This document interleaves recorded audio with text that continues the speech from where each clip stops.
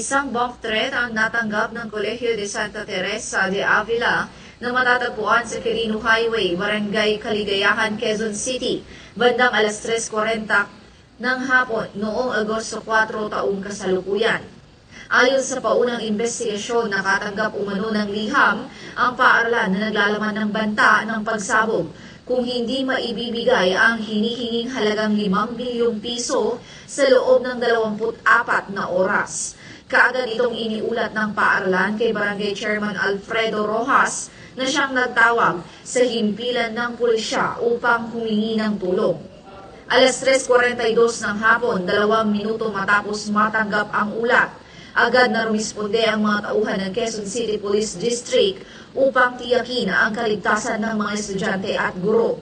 Bandang alas 5:30 ng hapon, matapos ang halos 2 oras na clearing operation, kinumpirma ng Explosive Ordnance Disposal Team na walang natagpuang anumang pampasabog sa lugar. Matapos ang 7 oras na backtracking at investigasyon, naaresto ang 2 pinaghihinalaang may kinalaman sa insidente. Kapwa mga senior citizen at residente ng Barangay Caligayahan, Quezon City. Ang 2 ay nakaharap ngayon sa kasong paglabag sa Presidential Decree 1727 na nagpaparusa na sino mang nagpapakalat ng maling impormasyon o pagbabanta kaugnay sa pampasabog at iba pang mapanirang kagamitan.